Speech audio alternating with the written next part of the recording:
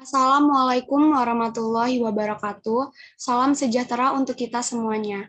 Selamat sore Ibu Dayurika Perdana, Bapak Roy Kembar Habibi, dan teman-teman semuanya. Pada kesempatan sore ini, kami dari kelompok 4 akan mempresentasikan tugas yang berjudul Konstitusionalitas Ketentuan Perundang-undangan di bawah Undang-Undang Dasar Negara Republik Indonesia 1945 dalam konteks kehidupan bernegara kebangsaan Indonesia. Sebelumnya, izin memperkenalkan diri, nama saya Nabira dengan NPM 21150111015.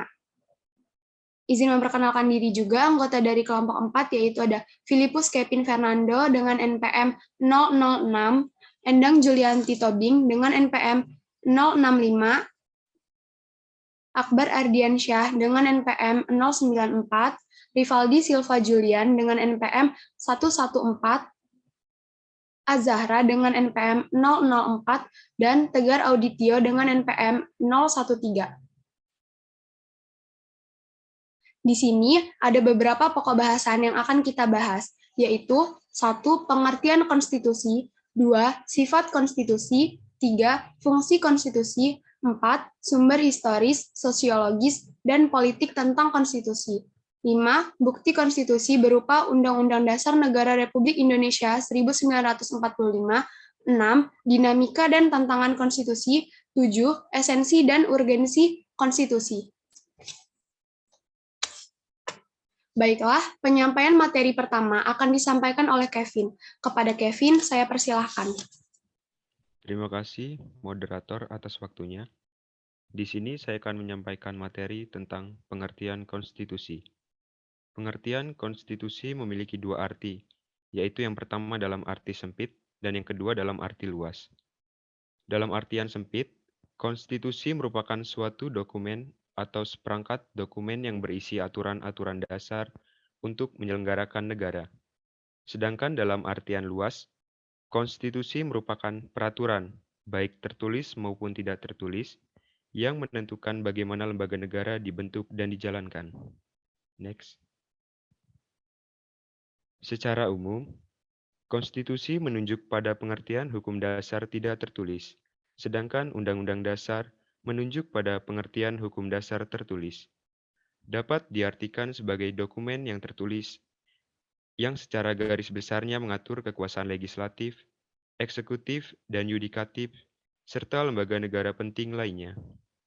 Soli Lubis berpendapat, konstitusi memiliki dua pengertian, yaitu konstitusi tertulis, contohnya Undang-Undang Dasar, dan konstitusi tidak tertulis, contohnya itu konvensi. Sebagai contoh, negara Inggris merupakan negara yang tidak memiliki konstitusi tertulis. Sekian materi yang dapat saya sampaikan. Materi selanjutnya akan dilanjutkan oleh rekan saya, Nabira. Baik, terima kasih Kevin. Sifat konstitusi. Konstitusi di samping bersifat yuridis juga memiliki makna sosiologis dan politis. Pandangan ini sejalan dengan pendapat Hermann Heller, seorang sarjana Jerman, yang membagi pengertian konstitusi ke dalam 3 pengertian.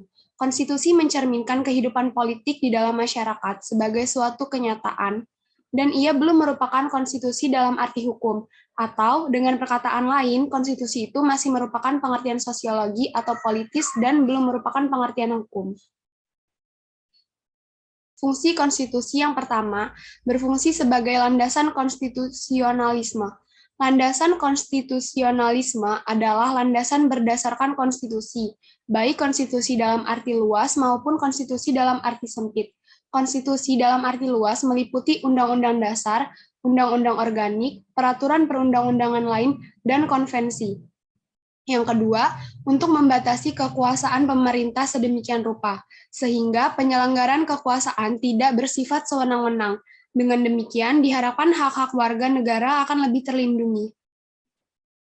Fungsi ketiga, membatasi atau mengendalikan kekuasaan penguasa agar dalam menjalankan kekuasaannya tidak sewenang-wenang terhadap rakyatnya. B. Memberi suatu rangka dasar hukum bagi perubahan masyarakat yang dicita-citakan tahap berikutnya. C. Dijadikan landasan penyelenggaraan negara menurut suatu sistem ketatanegaraan tertentu yang dijunjung tinggi oleh semua warga negaranya. D. Menjamin hak-hak asasi warga negara. Selanjutnya akan dilanjutkan oleh Endang. Baik, terima kasih Nabila. Selanjutnya menggali sumber historis, sosiologis, dan politik tentang konstitusi dalam kehidupan berbangsa negara Indonesia. Berdasarkan penelusuran historis dengan memahami pandangan Thomas Hobbes yang berkata bahwa man is a wolf to his fellow man. Artinya, seseorang yang lebih kuat dapat mengalahkan yang lebih lemah. Dengan hidup dalam suasana demikian, pada akhirnya menyadarkan manusia untuk membuat perjanjian antar sesama manusia yang dikenal dengan factum uniens. Selanjutnya, timbul perjanjian rakyat yang dikenal dengan factum subjection.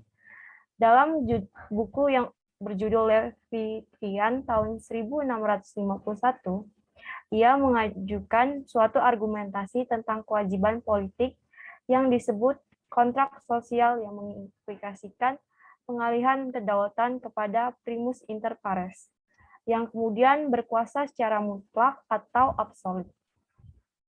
Primus inter pares adalah yang utama di antara sekawanan, atau kumpulan, atau orang terpenting dan menonjol di antara orang yang derajatnya sama. Pemikiran Hobbes tak terlepas dari pengaruh kondisi zamannya, sehingga ia cenderung membela monarki absolut atau kerajaan mutlak. Dengan konsep divine right yang menyatakan bahwa penguasa di bumi merupakan pilihan Tuhan, sehingga ia memiliki otoritas tak tertandingi. Pandangan inilah yang mendorong munculnya raja-raja tiran. Dengan mengatasnamakan primus inter pares dan wakil Tuhan di bumi, mereka berkuasa sewenang-wenang dan menindas rakyat. Gagasan untuk membatasi kekuasaan raja atau dikenal dengan istilah konstitusionalisme yang mengandung arti bahwa perlu dibatasi kekuasaannya dan karena itu kekuasaannya harus diperinci secara tegas. Dengan demikian, konstitusi diperlukan dalam kehidupan berbangsa bernegara, bertujuan untuk membatasi kekuasaan pemerintah atau penguasa negara. Konstitusi di suatu sisi dimaksudkan untuk membatasi kekuasaan penyelenggara negara, dan di sisi lain untuk menjamin hak-hak dasar warga negara. Bukti konstitusi berupa Undang-Undang RI 1945 yang digunakan dalam kehidupan berbangsa negara Indonesia. Berdasarkan Undang-Undang Negeri Republik Indonesia 1945, dalam bab 3 tentang kekuasaan pemerintah negara memuat aturan-aturan dasar sebagai berikut. 1. Pedoman bagi presiden dalam memegang kekuasaan pemerintah, pasal 4 ayat 1. 2. Syarat-syarat yang harus dipenuhi oleh calon presiden dan wakil presiden, pasal 6 ayat 1. 3. Pembatasan masa jabatan presiden dan wakil presiden, pasal 7. 4. Pemberhentian presiden dan wakil presiden dalam masa jabatannya, pasal 7A dan 7B. 5. Presiden tidak dapat melakukan atau membubarkan DPR, pasal 7C. 6. Pernyataan perang, membuat perdamaian, dan perjanjian dengan negara lain, pasal 11 ayat 1, ayat 2, dan ayat 3. 7. Menyatakan keadaan bahaya, pasal 12. 8.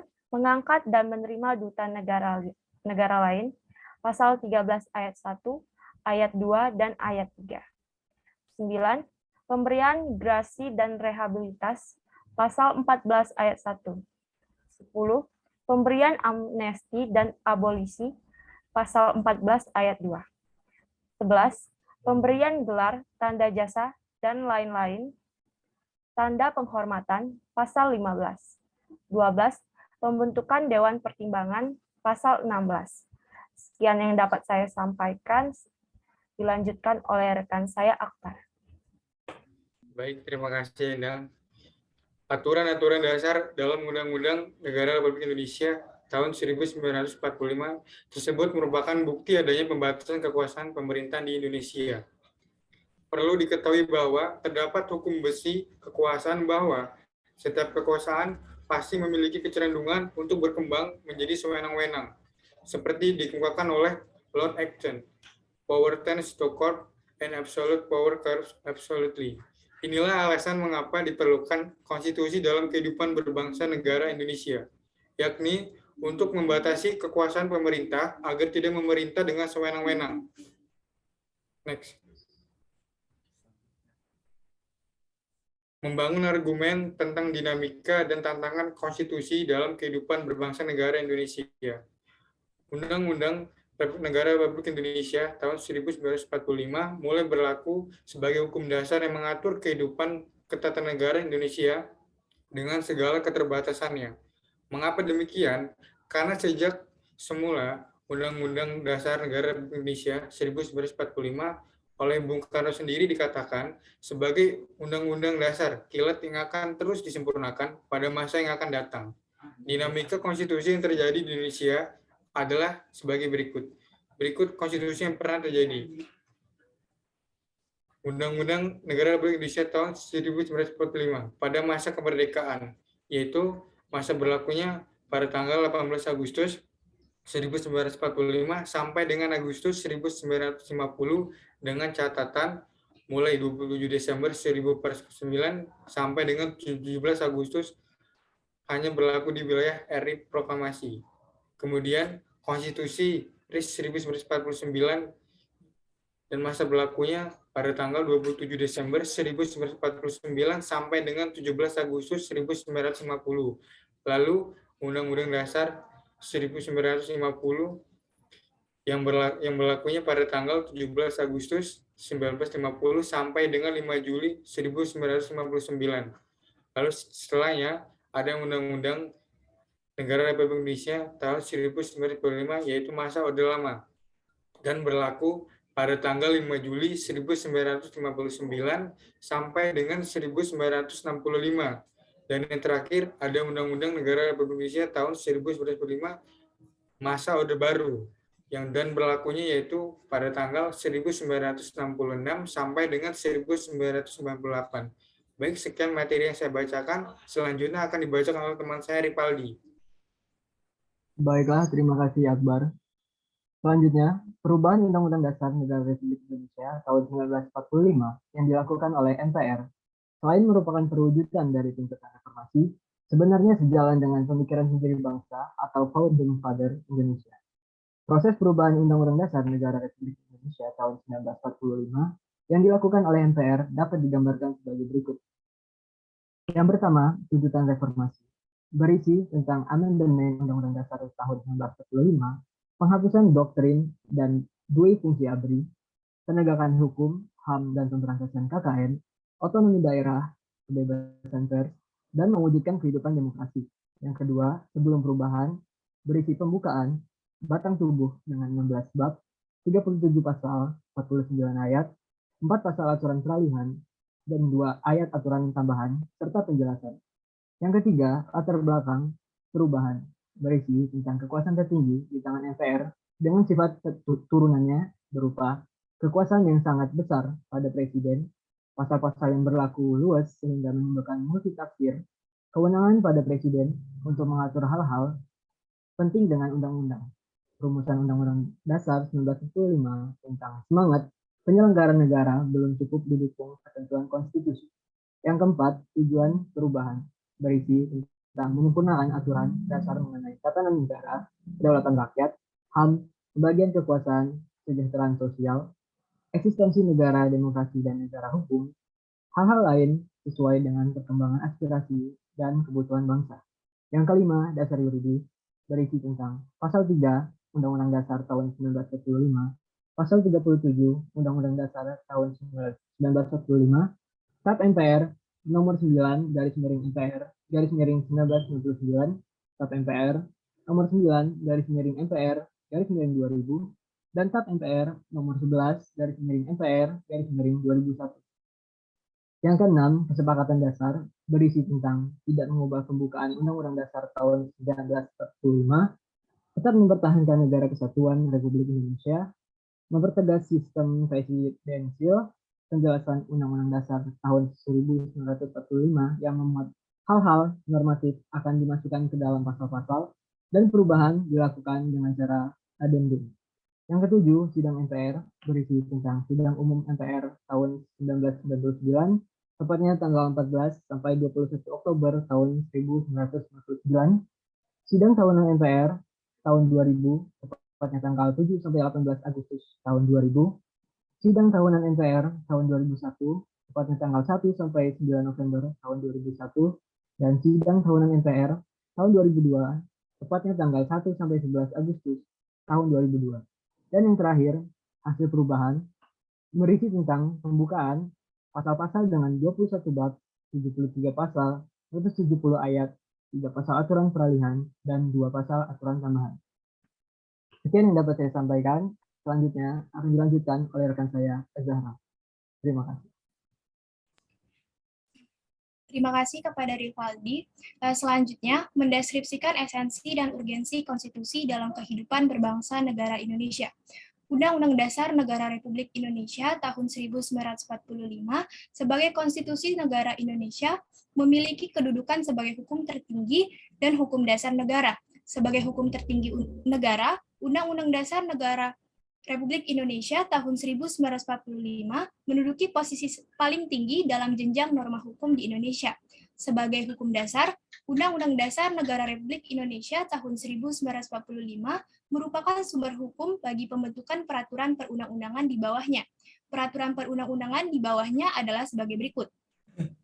Berdasarkan Undang-Undang Nomor 12 Tahun 2011, kedudukan pertama yaitu Undang-Undang Dasar Negara Republik Indonesia tahun 1945, kedudukan kedua yaitu TAP MPR, kedudukan ketiga yaitu undang-undang, kedudukan keempat yaitu peraturan pemerintah pengganti undang-undang, kedudukan kelima yaitu peraturan pemerintah, kedudukan keenam yaitu peraturan presiden, kedudukan ketujuh yaitu peraturan daerah provinsi, dan kedudukan kedelapan yaitu peraturan daerah kabupaten atau kota.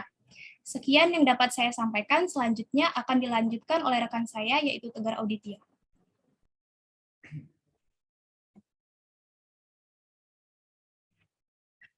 Ya, sebagai hukum dasar dan hukum tertinggi negara, maka peraturan perundang-undangan di bawah UUD NKRI 1945 isinya bersumber dan tidak boleh bertentangan dengannya.